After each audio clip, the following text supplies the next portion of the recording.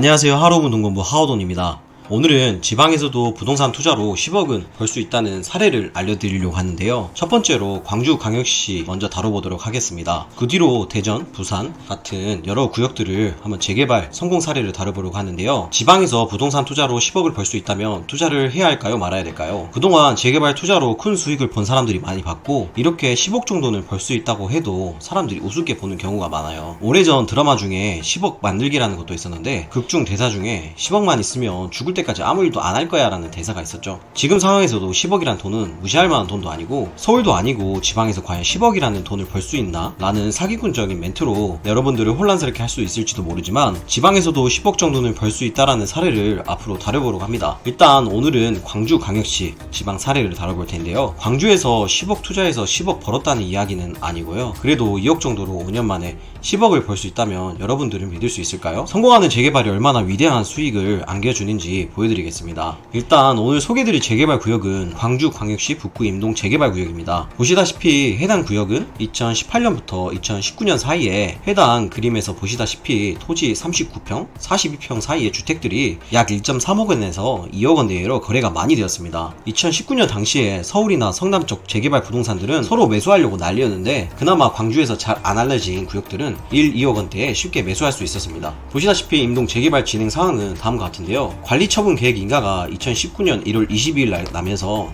2019년도에 어느 정도 매물을 구할 수 있던 상황이었습니다. 보시다시피 실거래도 매우 많이 떴고 관리처분 계획 인가가 떴음에도 불구하고 광주에서는 아직 재개발 저평가 구간이기도 했는데요. 2019년 하반기에 사례와 같이 거래된 39평 주택은 정말 노후화가 많이 진행된 주택 매물이었습니다. 누구나 쉽게 매물도 구할 수 있었던 상황이었습니다. 재개발 단계로는 관리처분 인가를 득한 상태로 현재 상황에서 생각해보면 관리처분 인가를 득한 어떤 구역도 2억 미만의 매물을 찾기가 힘든 상황인데 당시에는 광주 쪽 재개발에 전혀 관심이 없던 상황이었죠. 이때가 기회다 싶어 나름 재개발 경험을 한 사람들은 광주 쪽에 많은 매수를 하였고 실제로 해당 임동구역도 조합원 모두가 107제곱미터 아파트를 가질 수 있는 자격이 되었습니다. 107제곱미터는 40평대 아파트인데요. 일단 투자한 금액은 2억원 정도라 치고 조합원 분양가가 107제곱미터는 약 3.6억원 정도의 분양가에 조합원들에게 제공이 되었습니다. 40평인데 3.6억원? 정말 맞습니다. 불과 3년 전인데 조합원들에게 무려 3, 4억원대의 조합원 분양가를 안겨주었습니다. 실제로 해당 물건의 간평가가 1억원 정도였고 조합원 대비 2.6억원 정도만 납부를 하면은 물건을 가질 수 있던 물건이었는데요. 일단 조합원 분담금을 제외하고 2억원 정도 되는 주택을 매수했는데 그렇다면 지금 40평대 광주광역시 아파트 가격은 얼마나 될까요? 2022년도에 거래된 금액들만 봐도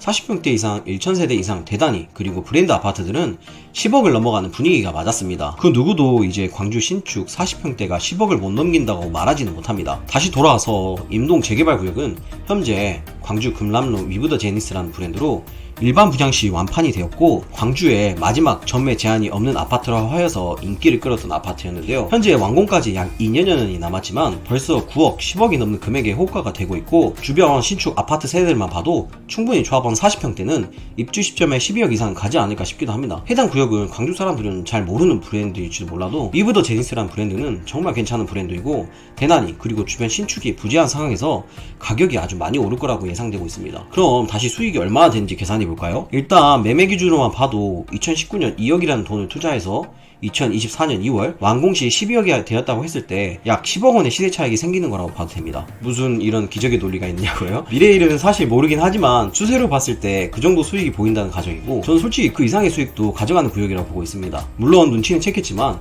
위에서 언급한 대로 부족한 조합원 분담금을 내야 하는 상황입니다. 해당 구역도 2.6억원 정도의 분담금을 더 납부해야겠지만 40평대 12억원 정도의 아파트가 생기는데 2.6억 대출은 정말 쉽게 나오지 않을까요? 또한 지어지는 와중에도 중도금 무이자 대출이니 걱정 안 될 테니 말입니다. 이런 사례는 사실 수두룩 빡빡합니다. 광주광역시에 정말 많은 구역들도 이렇게 프리미엄이 많이 오른 것도 있고 사실 다른 도시들은 더 큰 수익도 많죠. 물론 지방 재개발을 무시했던 사람들이란 모르겠지만 이런 구역들이 정말 아직도 비일비재합니다. 물론 서울에서만 사는 사람들 마인드로는 지방 광역시들을 무시할 수도 있습니다.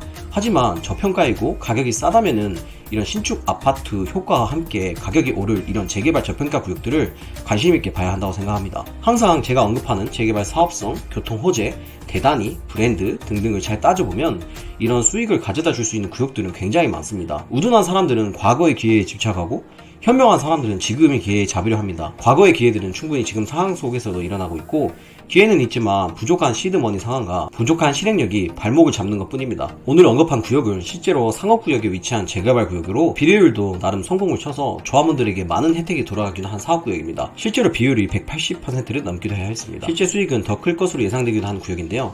비단 광주만 저런 상황이 있을까요? 다른 지방 재개발 구역들도 얼마나 큰 수익을 가져가는지 차차 알아보도록 하겠습니다. 오늘도 하루 5분 동금부 하우돈이었습니다. 도움이 되었거나 도움이 안 되었어도 구독을 눌러주시면 감사하겠습니다. 감사합니다.